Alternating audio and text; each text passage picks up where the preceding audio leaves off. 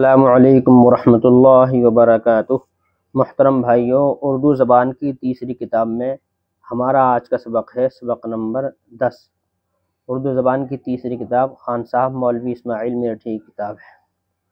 میرا نام عبد الرحمن شکارپوری ہے۔ بسم اللہ الرحمن الرحیم۔ سبق نمبر 10، حکایت۔ نمبر 1، ایک گھوڑا اور ہرن دونوں ایک ہی چراگاہ میں چرا کرتے تھے۔ کسی بات پر باہم نفاق ہو گیا۔ ہرن نے اپنے نکیلے سینگوں سے مار کر گھوڑے کو چراگاہ سے خارج کر دیا۔ اب اس کو یہ فکر ہوئی کہ کسی طرح دشمن سے انتقام لیجیے۔ نمبر 2، گھوڑے نے سوچا میں تنہا اپنے مخالف پر غالب نہ آ سکوں گا، اس لیے انسان سے مدد کا طالب ہوا۔ انسان نے اس کے دشمن کو واجبی سزا دینے کا اقرار کیا، لیکن اس شرط پر کہ اس کے منہ میں لگام دے، پشت پر زین کسے اور اس پر سوار ہو کے چلے۔ نمبر 3، گھوڑے کے دل میں فتنے کی آگ بھڑک رہی تھی۔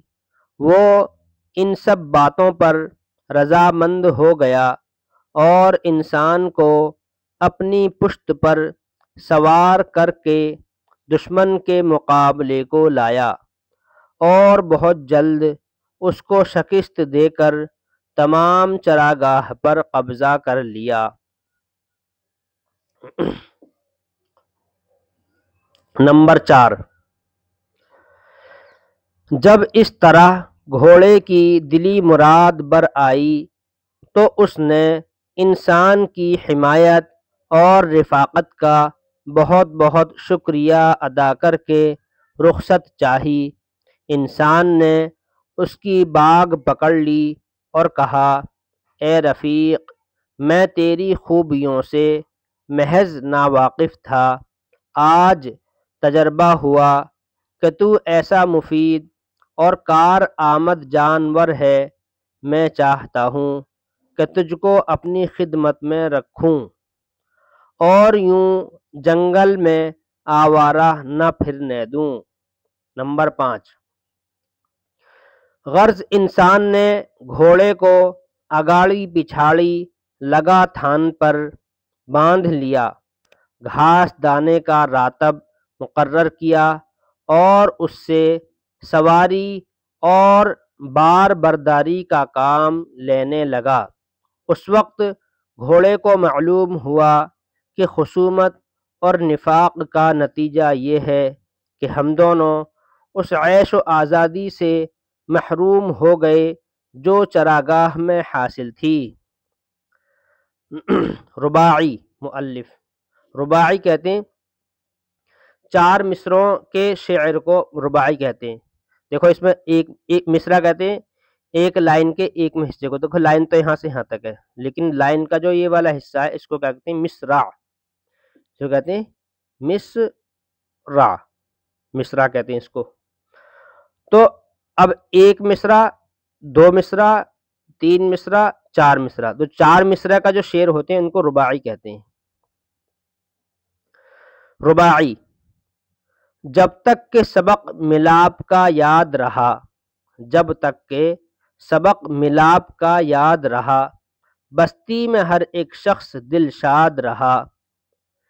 جب رشک و حسد نے پھوٹ ان میں ڈالی، دونوں میں سے ایک بھی نہ آباد رہا۔ یعنی آپس میں رشک و حسد منی دشمنی اور جلن ہوتی ہے تو دونوں میں سے کوئی بھی آباد نہیں رہتا۔ یاد کرو ہجے اور معنی۔ چراگاہ، چرنے کی جگہ، جہاں پر جانور چرتے ہیں اس کو چراگاہ کہتے ہیں۔ تو چراگاہ، چرنے کی جگہ، باہم آپس میں، نفاق رنجش جھگڑا، خارج کرنا نکال دینا، انتقام بدلہ، مخالف دشمنی، کینہ بغض اور رضامند راضی ہونا، قبضہ قابو پانا، حمایت ہمدردی، حمایت ہمدردی، رفاقت دوستی، محض آوارہ آوارہ تو یہ ہے، محض صرف بالکل، آوارہ آزاد، خصومت دشمنی اور حسد جلن، حسد جلن۔ والسلام علیکم ورحمۃ اللہ۔